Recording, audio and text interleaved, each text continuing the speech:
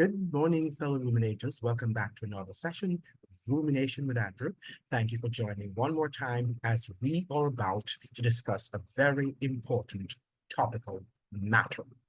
Now, this morning, I am going to talk about the Vibes Cartel and the Jamaica and the Vibes Cartel mania, because there seems to be this cult-like celebration of Vibes Cartel. I don't want to say exoneration, but he had this case in the Privy Council has been quashed.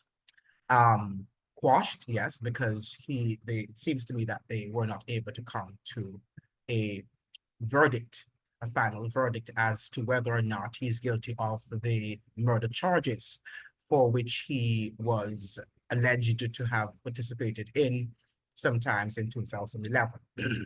Now, Vibes Cartel is a popular Jamaican entertainer and one whom I think is a thought, right? He's a dance hall thought, but he is celebrated all around the world for his music. I'm not sure what type of music that is. It's dancehall, but it really, really is trash in terms of the lyrics that he produces. But young people seem to be, crazy over his lyrics and they seem to like his persona.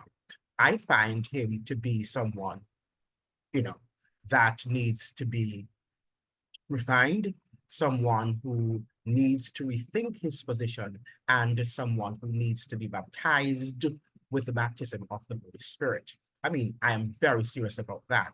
Now, when I looked rather at his, I think I saw this video, a clip that after the verdict had been pronounced in the Privy Council in England, was it held in England, or I'm not sure, perhaps it was that, yeah, the Privy Council is in England, but I'm not sure if the session was where they went was in England or could have been somewhere in the Commonwealth. I am not sure. However, the fact of the matter is that Vibes Cartel, when I looked at him yesterday after the decision at the Privy Council, he did not seem to be someone who has grown up, who has matured, and one who, having spent some years in prison, is sort of, transformed, is reflective of what let us say that he's not even guilty, but someone who says, what I was doing was not the best in terms of, I was not the best role model for young people. And the manner in which Jamaicans on the soil were carrying on, I mean, is ridiculous. It's absurd, to say the least. And it seems like we are not concerned about any substantive issues, nothing about the economy. If you talk about the IMF, by the way, and the World Bank and the IDB, nobody wants to listen to you. I think on Tuesday, the finance minister, Dr. Nigel Clark, presented the budget. And that is what should be now in Jamaica, the debates, and I'm sure that it is among certain circles, but it does not garner the attention that it should be garnering or that it merits. We're not talking about the fact that we are way behind in terms of development, that we are not much further from Haiti. And we should not be compared to Haiti in terms of lack of economic development, because at least we were not the sore point, right? We're not the sore in the imperial because of a revolution that happened in 1791 to 1803 in Haiti. At least we are not like that. And the British were there, even though they were very exploitative and they were abusive, but at least they were there until 1962 when we got our independence. Haiti, of course, won its independence in 1804. And since then, the United States and France and other powers have been at have been knocking at its door and trying to subjugate that country. We need to understand that all the other members of the Caribbean are trying to put their economy in order, and we are not trying to do that. We say that, we give lip service, these Dr. Nigel Clarks, they're just doing the bidding of the International Monetary Fund and the World Bank. And these institutions are known to put back your economy into the Stone Age. That's what they're doing. They're not there to advance and to push along the economy. They're just using elegant language to you and saying to you that the debt has been reduced and the macroeconomic fundamentals are impressive and the economy is about to magically lift off the ground. And you have people with PhDs who believe that and who repeat that sort of, analysis ad nauseum. Yeah? But yet still, our people are more concerned whether or not VYBZ Cartel was released or was not. And I'm not suggesting here that VYBZ Cartel might not have its fans. Yeah, I mean, and we are a free society and people are free to love or to hate or to embrace anyone that they desire. I mean, I believe in freedom, but something is wrong when we have the lowest of the lowest common denominator being elevated onto a larger platform. This morning, I woke up and the Gleaner, the first story, sometimes some of the things I see the Gleaner publishing, I wonder if it is one of those papers in the UK, what they call them again? Those entertainment papers. But it is interesting what the Gleaner does sometimes. It's like an entertainment, a tabloid. Yeah, it is a tabloid, really. The Gleaner is really a tabloid. It's not a paper that is, devoted to giving you the news.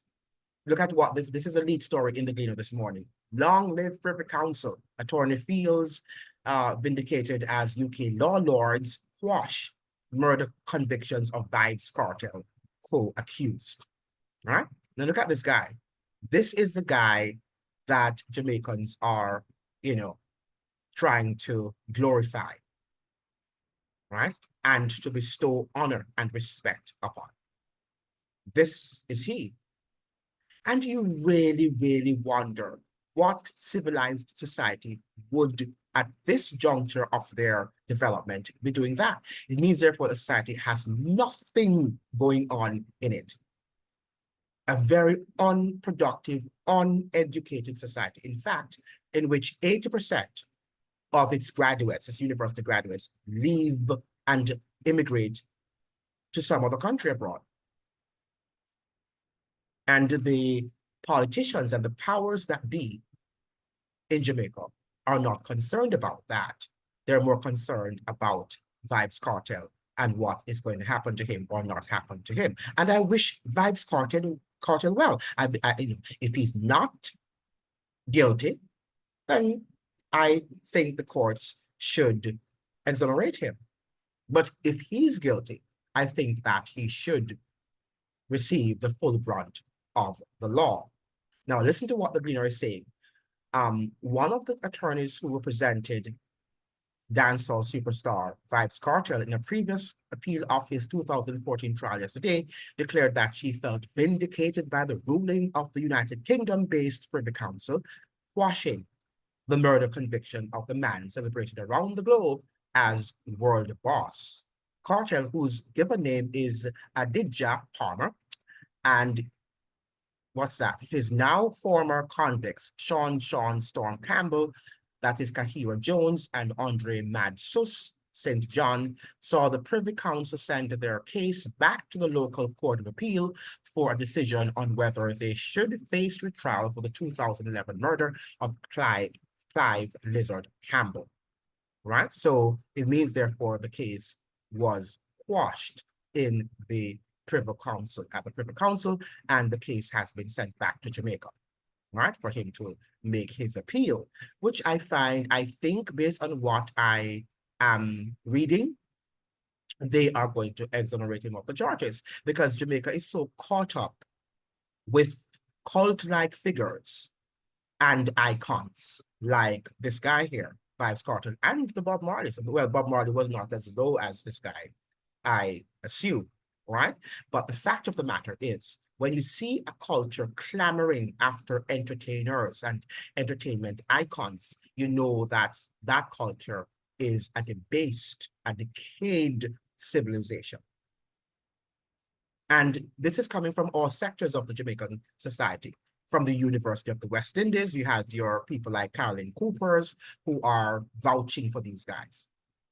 Somebody who should know better. But let me say something to you, Jamaicans. A lot of these Jamaican elites, be they intellectual elites or financial elites or political elites, they have access to other countries, whether they have their green cards, their citizenship is in another country, and they will leave and they go back to and forth, and they leave you in the mess. They leave you in that precarious situation because they don't care about you. Because a society that has no values, this is what is happening to Jamaica because it lacks the values, doesn't have any values, right?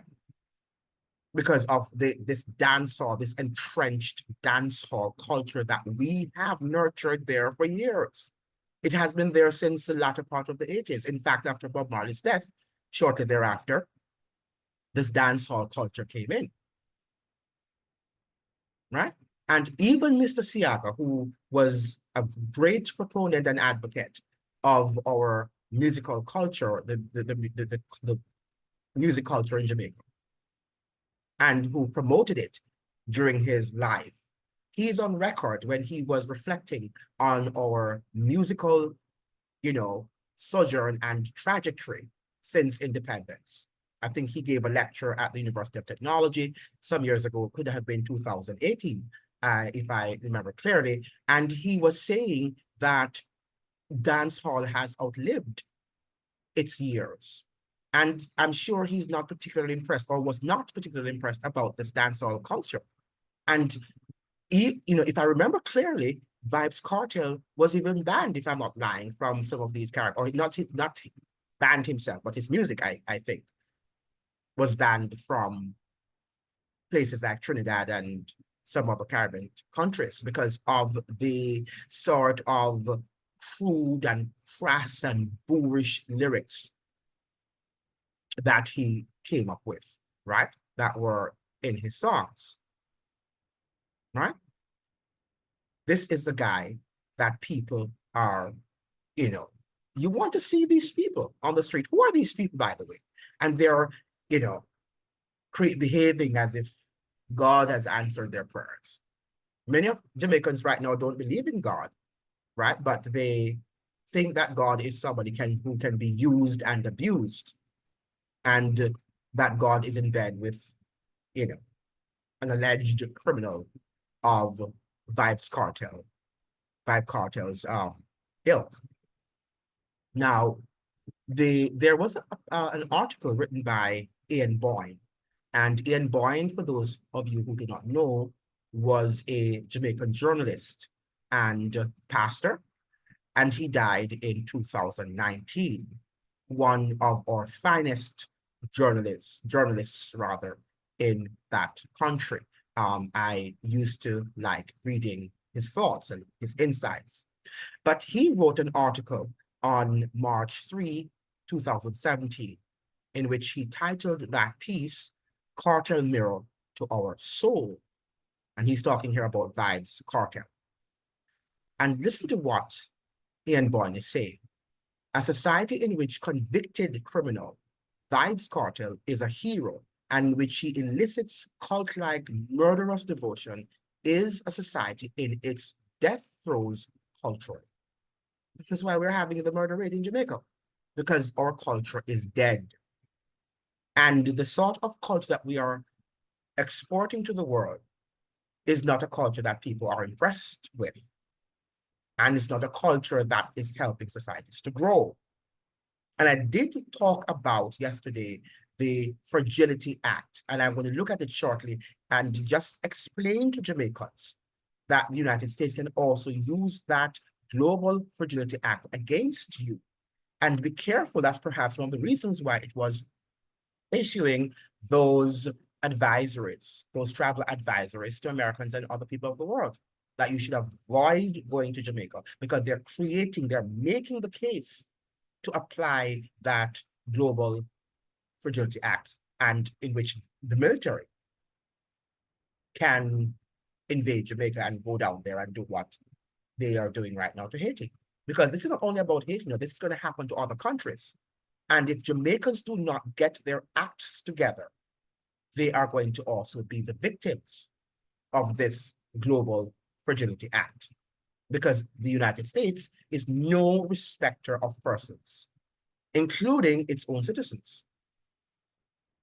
And we have spoken about this ad nauseum, that if anyone challenges the empire, it will kill anyone or anything in its path. Now, Cartel holds up a mirror to our national soul, unveiling its tragic emptiness and a new way, right? Because that is what we're empty, very empty culture. So what we're embracing now are these, superficial heroes like the Bob Marleys and the VYBZ Cartel. Everything is entertainment. And when I looked at social media yesterday, you went on TikTok, you went on YouTube, you went on all of these social media. Everything is VYBZ Cartel. No sooner than a video is published on YouTube, hundreds of thousands of viewers. Because this guy is someone very important. And if he had been convicted, that would have been the end of Jamaica, at least in the fragile minds of many Jamaicans. This is serious when we are glorifying violence and violent culture, right? I mean, let us say that I am a person who is not violent. And if I should commit, God forbid, a murder, I wouldn't want you to be glorifying me for, and why should you glorify me, even if I'm not guilty? Why are you glorifying? And we're living in a culture that is so debased as the culture of the Romans during the time of Christ, that people were actually crying out for Barabbas, who was a criminal. He was a criminal. The two men who were on the right and left side of Christ on the cross, they were criminals, right? And when they, Pilate asked, whom do you want? Do you want me to release, do you want me to release Jesus, or do you want me to release Barabbas? And the people chose Barabbas, who was another criminal.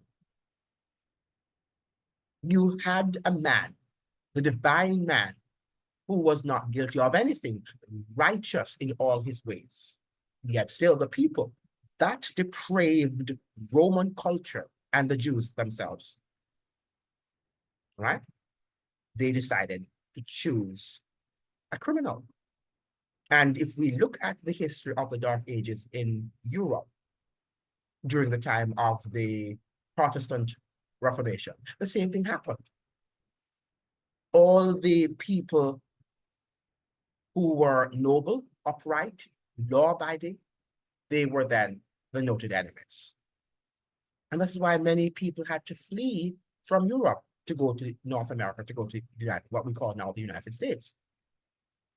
And these are histories that we have forgotten and we're not keeping in mind. And we think we're civilized, but we are uncivilized. And what happened 4 years ago, I shall not touch that. But if you study what happened 4 years ago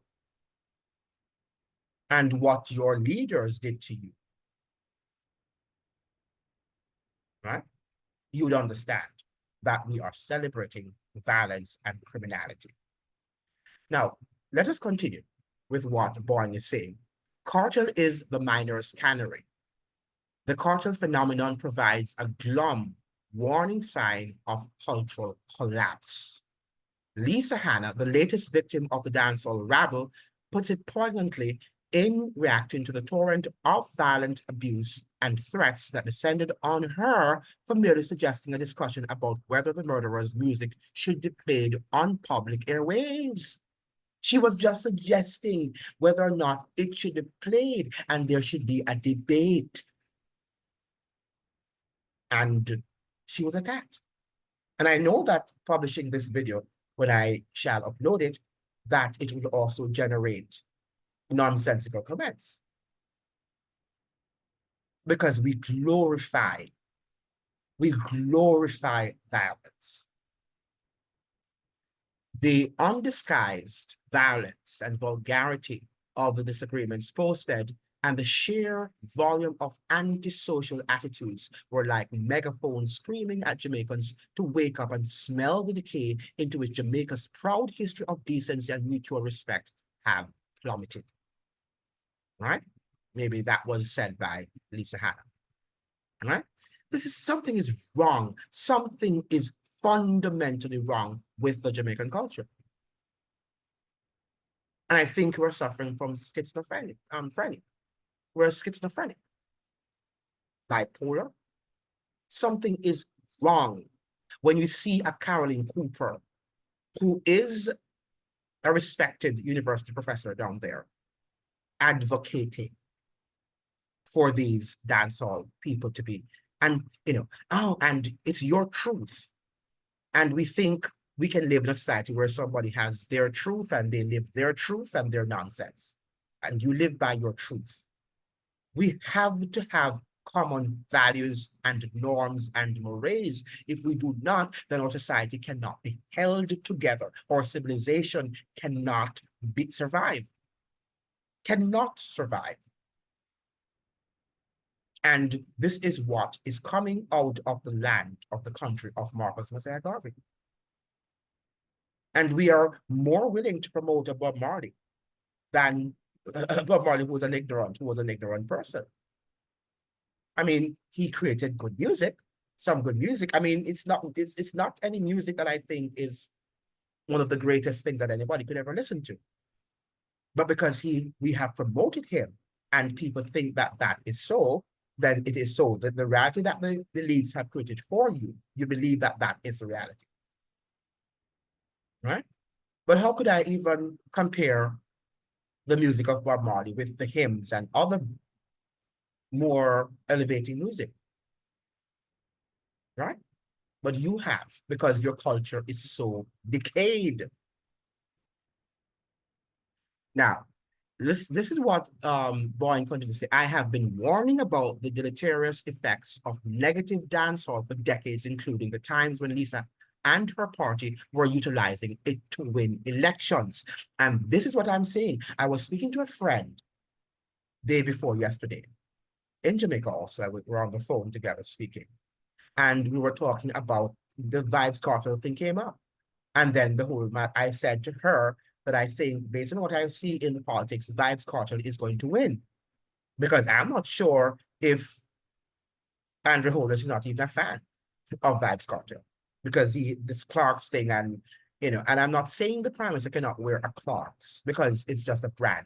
But the way in which Jamaicans are so caught up in these brands, nonsensical brands. Clark, what is that? If I wear a Clark, it's because perhaps it's on sale and I think perhaps it might be quality and I buy it, but it's not because it's a brand. Who cares about a brand? Who cares about a brand? It's people who are superficial. And yes, I know that the majority of people in the world are superficial, but I am not superficial. And I don't care about brands. I do not care about brands. But the fact of the matter, you have a prime minister who is in charge and who sees that we have a high homicide rate in the country. And that this Clarks thing, in recent times, there was two students at this particular school in Jamaica. And one of the students, a very young man, probably 14 at the time, and he just accidentally, stepped on the Clarks of one of his fellow schoolmates. And the manner in which that guy abused, assaulted physically the young man who stepped accidentally on his Clarks was horrendous, was horrific. The guy almost died. And then you have the prime minister, even during the elections, the recently held local government elections, dancing and, parading his clocks, having had that serious encounter. And he invited the guys to Jamaica House, and yet still you're doing that. And people are saying, no, he has the right to wear his clothes. Oh, right. Now, until you fix that culture and fix the level of crime and violence, he doesn't have that right to wear the clothes, because the clocks is creating problems in Jamaica. And I think that VYBZ Cartel, if you can correct me, was one of the greatest promoters of this clock nonsense. Now, my only entry in Wikipedia is as dancehall's most famous Jamaican critic. No one has been listening. Well, I did win a couple of journalism awards for my anti-negative dancehall columns, but lecturers at the University of the West Indies kept trotting out the same well-worn, useless, diversionary excuses for violent, misogynistic dancehall, while they're up there talking about gender equality and diversity and inclusion and equity. It's very, very pretentious. And when I look at Carolyn Cooper's face, you see that pretentiousness in her face, that she's not real. She is not real. And we take her seriously because she has written a nonsensical book about dancehall. And these people become professors at university for writing nothing of substance that will help to grow our economy and help to elevate our culture. This is what you call, and no wonder Monty Perkins called the University of the West Indies at Unmona an intellectual ghetto. Now, disguising itself as cultural liberation from bourgeois values. And this is the sort of Pan-Africanism that we have now. This was clearly not the Pan-Africanism of Marcus Garvey and the Pan-Africanism of Du Bois, W.E. Du Bois. We have totally, and I think that the Black movement was co-opted by these so-called enemies. The same white man that you say he controls all of this, right? Because without him, you won't have sales in your music. You won't be well known. Because until you go on the Hollywood and you get your Grammy and your nonsensical awards, you won't be well known in the world, right? And they co-opted this thing and say that the most debased form of culture is Black. There is a trend in North America in which African Americans also see African Americans who are progressive, or the Black people, I should say, who are progressive and who speak well, who articulate themselves, not talking only about entertainment, as acting white. What is that all about? There's not even a white culture, as I've told you, or a Black culture. We are the ones who have come up with that nonsense. You can talk about the Nigerian culture, you can talk about the Ghanaian culture, but you can't even talk about an African culture because it's a continent. You can't talk about an Asian culture because Asia is a continent, and the Chinese are different from the Japanese, and Japanese are different from the people in Thailand, right? But we have come up with these inductionist understanding of people. And we have destroyed ourselves by the use of these very narrow-minded identity, well, what we call them now, self-identity, that we have created for ourselves. Black, what does Black mean? What does it mean to be Black? And what is a Black culture? Yes, we can talk about a Jamaican culture. And even within that, you have different aspects. You have different classes that you also even have to be careful about. You can talk about an American culture. And even so, you also have different elements of that particular culture, but there is no Black culture or white culture. It's nonsense. It's American nonsense that we have imported and exported to the world, right? And that's why Americans, they are confused, because everything they see is based on culture. And their minds are so superficial. And we have brought that to the Caribbean, where we sort of lived a little bit more elevated. Poor, yes, but we understood who we are.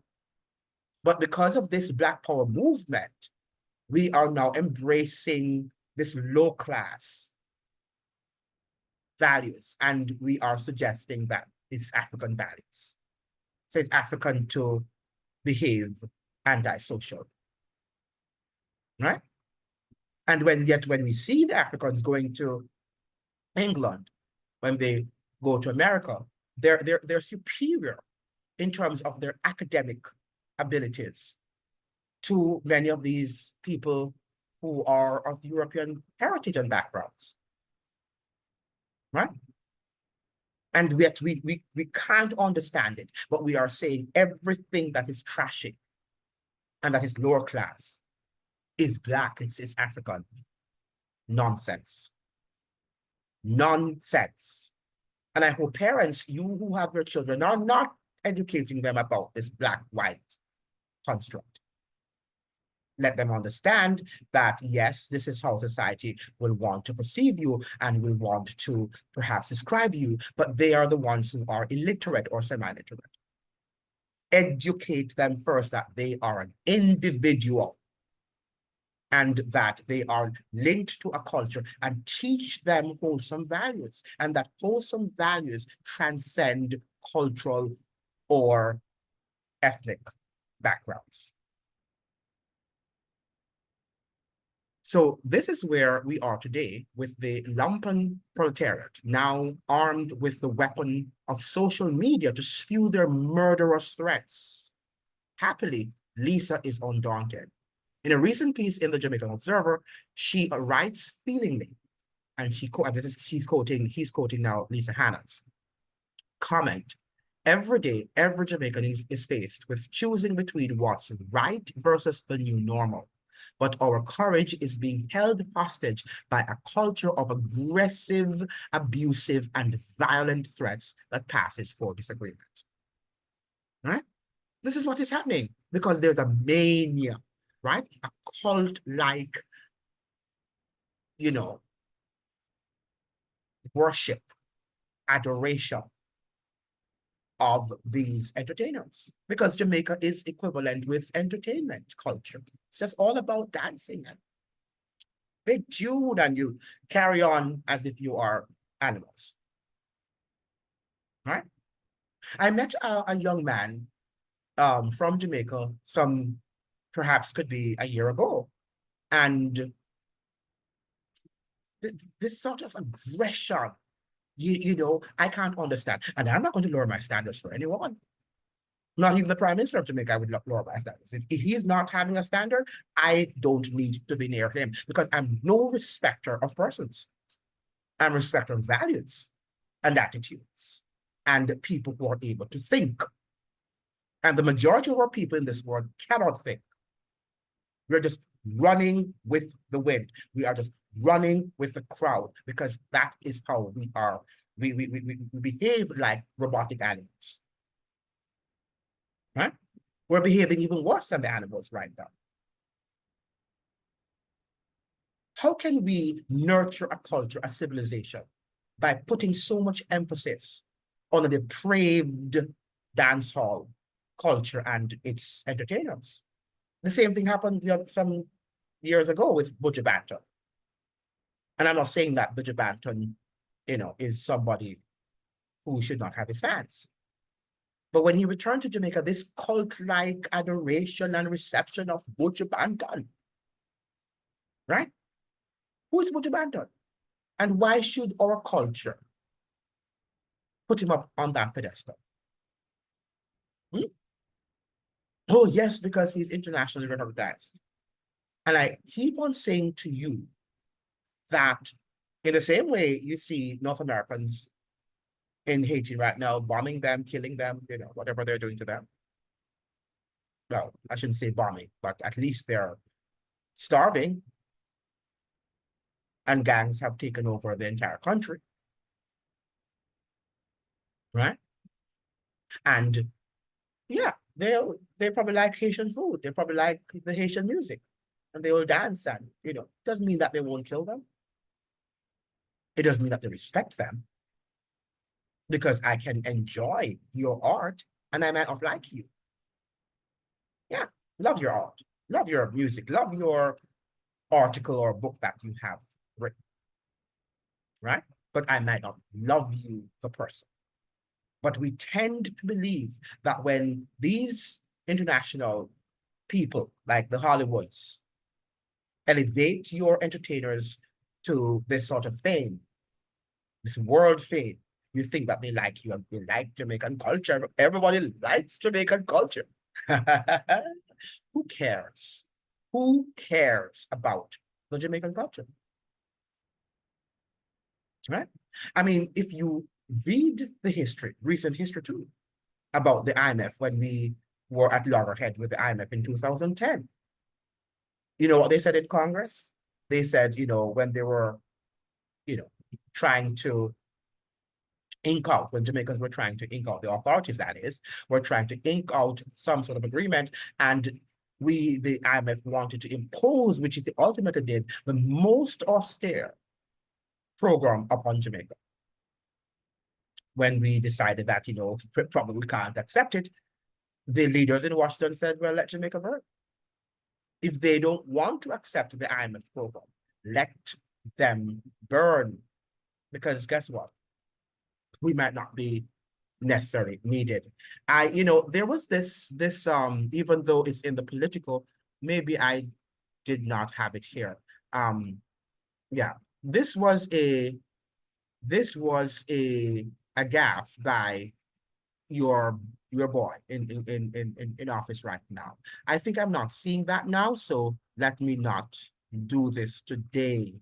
Yeah, this was a clip, and I think it was on Instagram, even though PolitiFact was trying to debunk what people were saying. But, because there's all of this PolitiFact and they're trying to fact check and whatever, which a lot of times it's nonsense.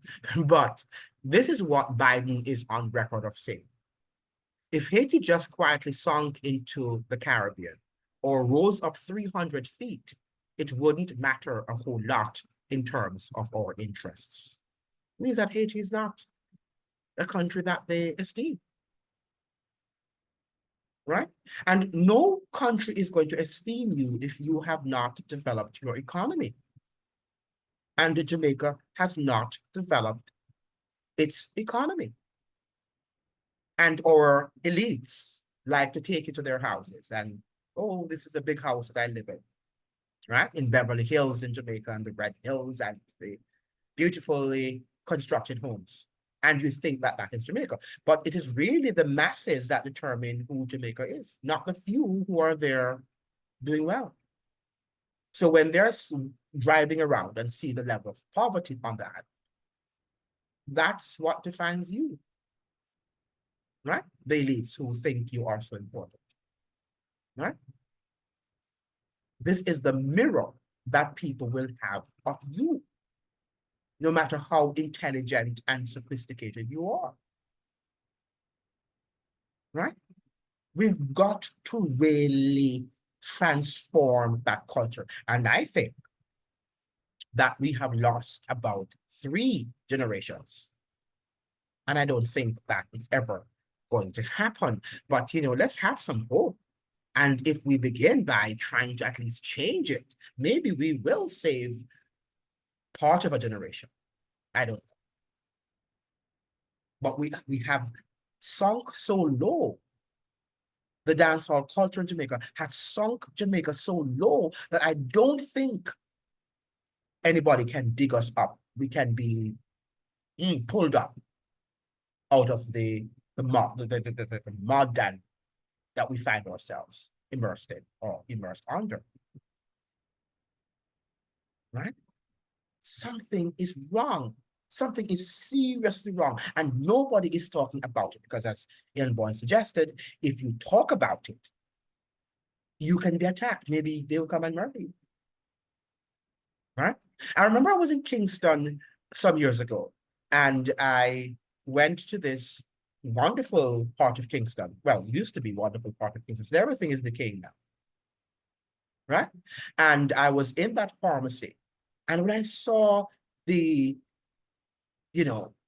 these idle men lurking around the pharmacy, smell, the entire environment smelled of marijuana. And I looked at the pharmacist and I said to her, what's going on here? Because, I was never accustomed when I used to go there to seeing that sort of decadence, social decadence, and cultural decadence.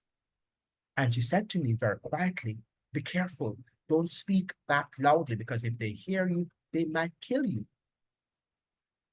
Because I'm questioning what is happening. Just by questioning and trying to interact and trying to have a conversation about the social and cultural decadence of Jamaica can merit you your death.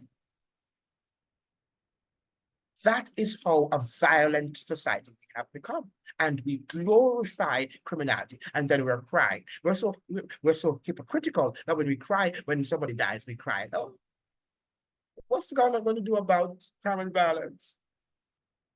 Right? No, it's terrible down here. Right? And the crime and violence has also paralyzed our economic development, because they're saying how much of GDP is lost to crime and violence. I think it's what, 4 or 5% of GDP? The last study I read, you can correct me if I'm wrong,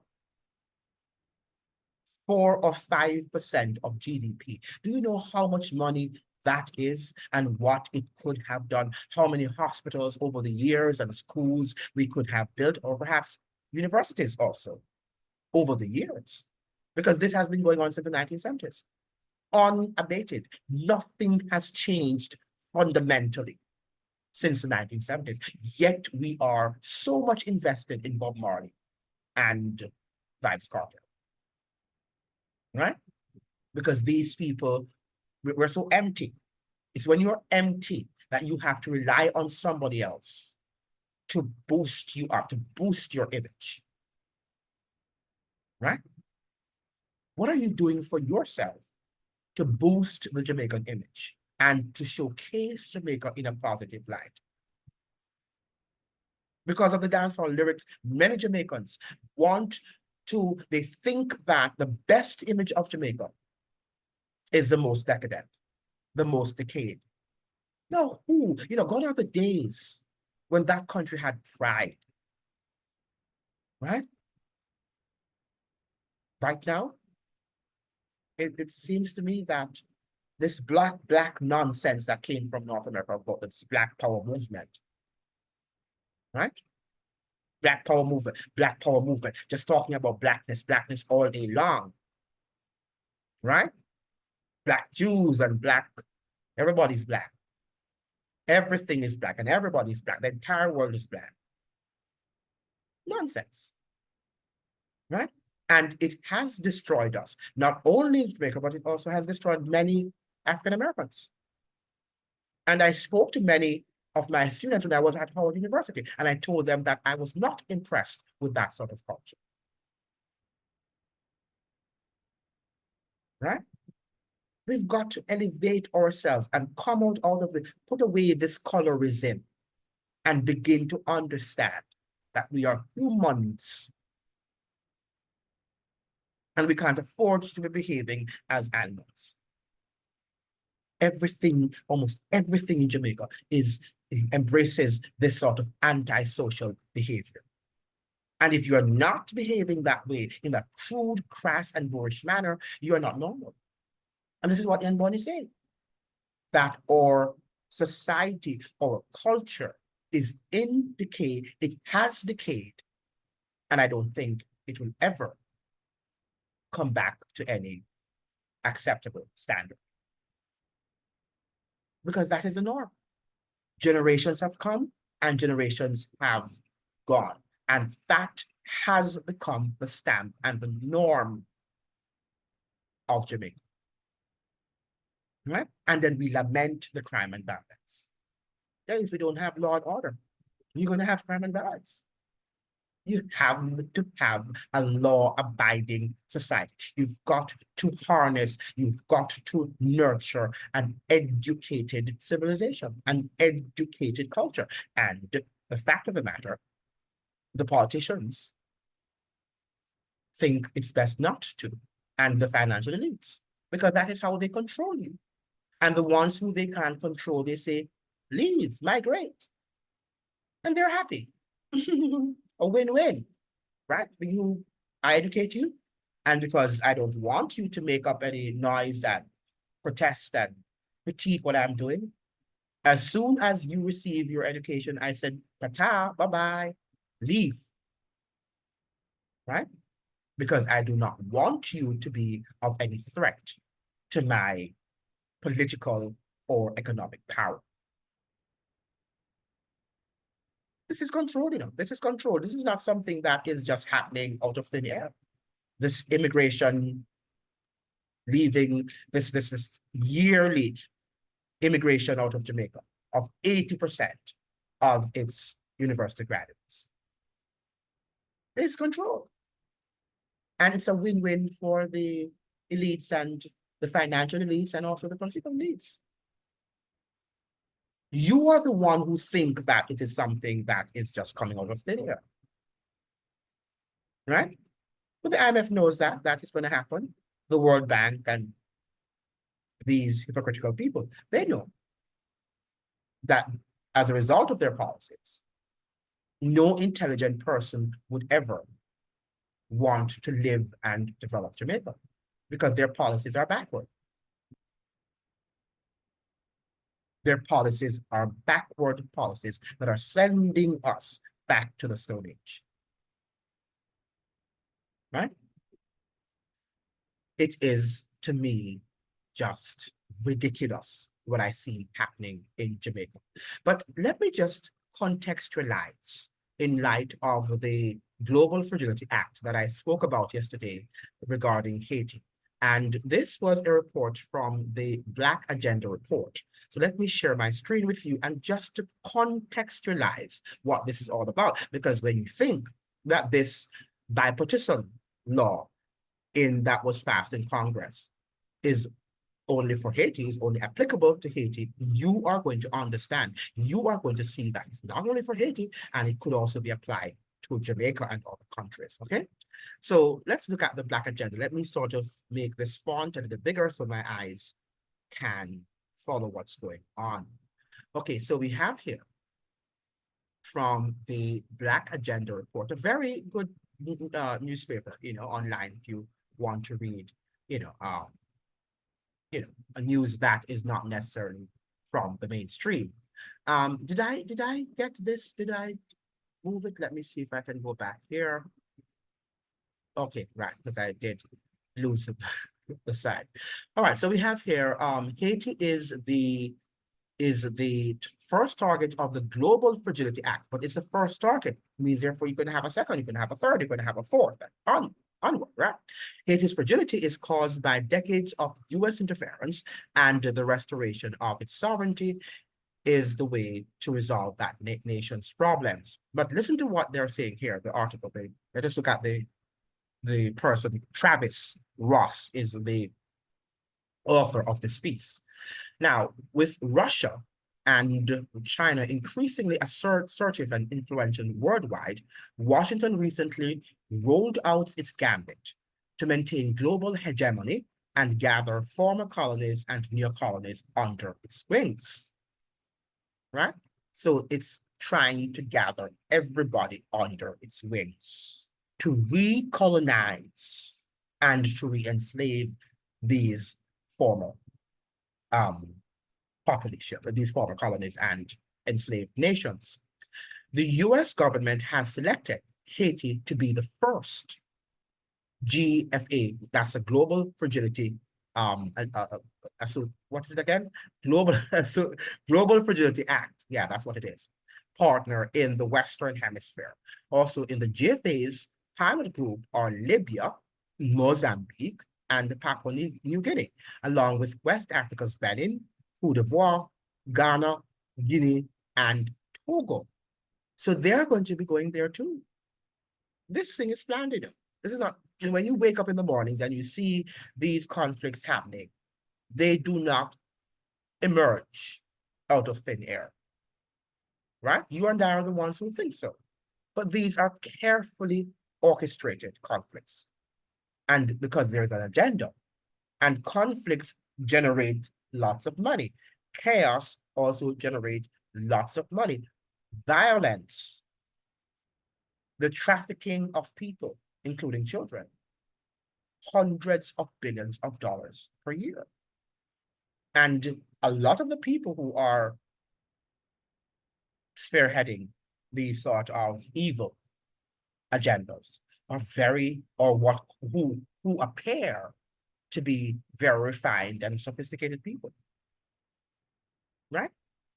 But you just think that is, oh, the gangs in Haiti. The gangs. Who are the gangs? Who really are the gangs? That is the question. And that is what critical thinking is all about. Critical thinking is not accepting what people say at face value. It is going to say, who really are these people? When you have your politicians, when they come before you, you dig deep, you look at them carefully, you research about them, the things that they are, that they did, the organizations that they are involved with. But no, they bring somebody to you, Barack Obama, clean cut, right? Well spoken, and you just vote for him, right? Because he's black. He's black. This is, you really wonder what is in the minds of people and how decayed we have become to think that because somebody has a color, he has a certain way, or he's going to think a certain way, or he's going to behave the way in which you think he or she should behave it. Where did that come from? Now, the GFA has been largely applauded by US policy commentators and think tanks as something novel and enlightened, but it is essentially a reformulation of Washington's same old imperial policies under new nomenclature. Right? So this is what it is. It's the Monro Doctrine in a new name, or under a new name. Right? It's the Monroe Doctrine that the United States, but in this case here, it's not just that the United States controls the hemisphere, this Western hemisphere, because that was the Monroe Doctrine, that the Europeans could not, control this hemisphere because it belongs to the US at the time when the Monroe Doctrine was penned, right? But right now, as a global empire, the US is suggesting that she controls the world. Of the world. She controls every part of this world. This is what she is suggesting. And that is why the war is being waged in the Ukraine, because the United States wants to weaken Russia and wants to control that hemisphere.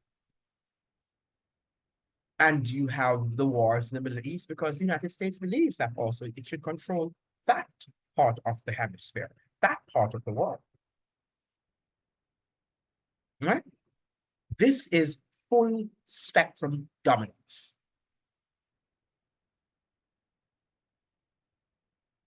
So all talking about Vybz Cartel and the Bob Marley will not be able to help us to grow our economy.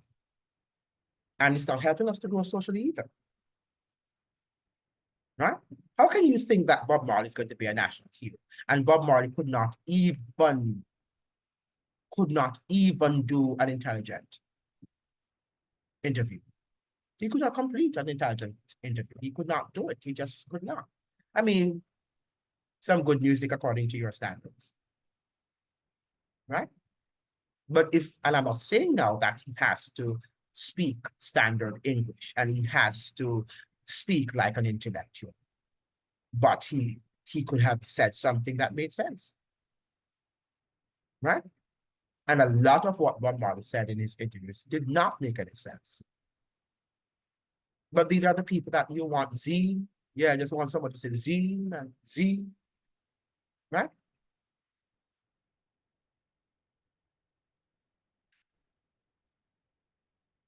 The culture in Jamaica needs some refashioning. and re-imaging. And maybe we have to change and put away Bob Marley's image from that country, as much as he's renowned abroad. Right? We have to refashion that image, because I'm sure that Marcus Garvey would have been sorely disappointed to see how we have decayed. Right? We have decayed. And I think that we have decayed worse than when the British were there. That's what is sad. We said the British were terrible and, they exploited us, but, at least we had some sort of culture, that was respectable. Right now, we have a culture that is cool. Yeah, it is cool.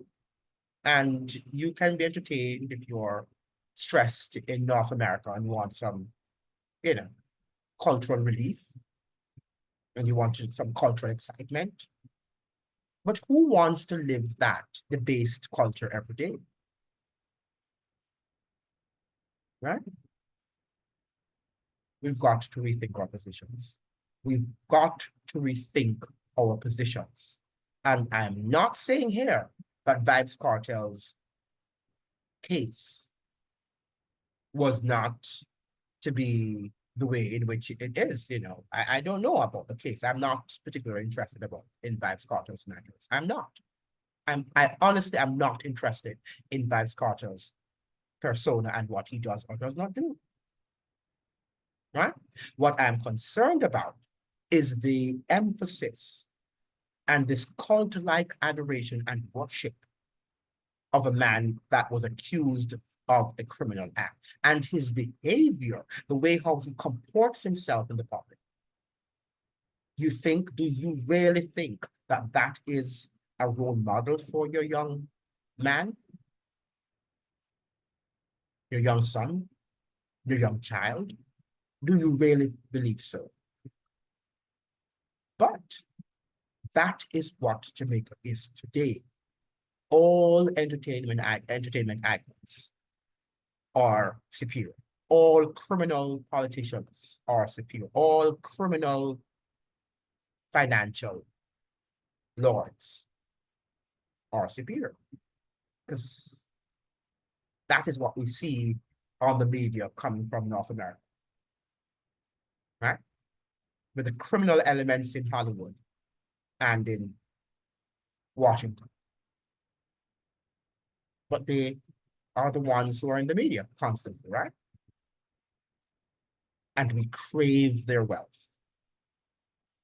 We crave their wealth. We crave their perceived power. Right? We need to wake up as a people. We need to wake up as a people. The history of Haiti, the history of Jamaica should be obligatory study, should be studies that we are now engaged in, we are delving into. Because what is happening in Haiti, Jamaica is not far from what is going on in Haiti at the moment. And our economy is fragile. Don't listen to Dr. Nigel Clark, because he's a politician and he's there to deceive you, because it's politics. It is politics, right? There to trick you. But you have to look at the world in which you live and look at your surroundings, your physical surroundings. And you can see whether or not Dr. Clark is lying or telling you the truth or telling you some half-truths. Right? I heard him say that from the budget that he has recently passed, that they're going to build hospitals and schools and, fix the roads, the infrastructure that is there, the collapsing physical infrastructure, the decayed physical infrastructure, and the billions that he has itemized. Great for him. But you know what happened? The decay is so decayed, if you will, right? The decadence there is almost beneath. It's almost, I wonder if they can repair it, even the roads. after so many years of neglect, I think you might need trillions of Jamaican dollars to do that.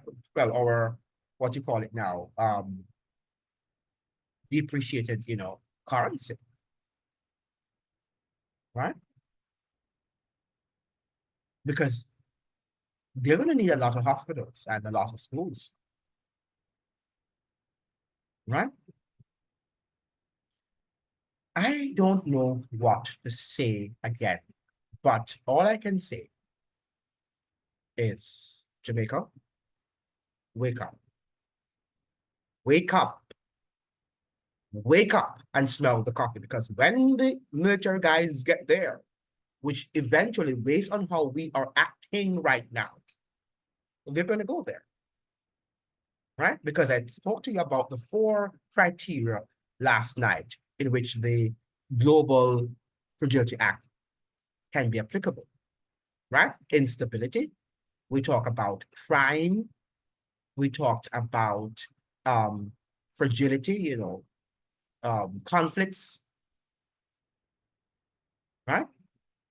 Any of these things. Poverty is also another. And the IMF and the World Bank and the IDB have impoverished Jamaica.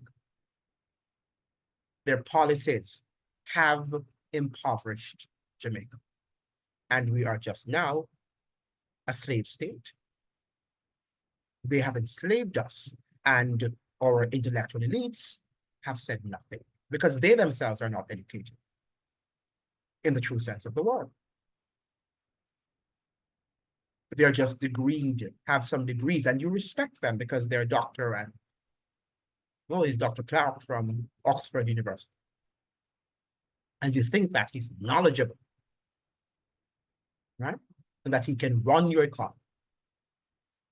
Even a lot of times he doesn't even know his head from his tail. He doesn't even know his head from his tail.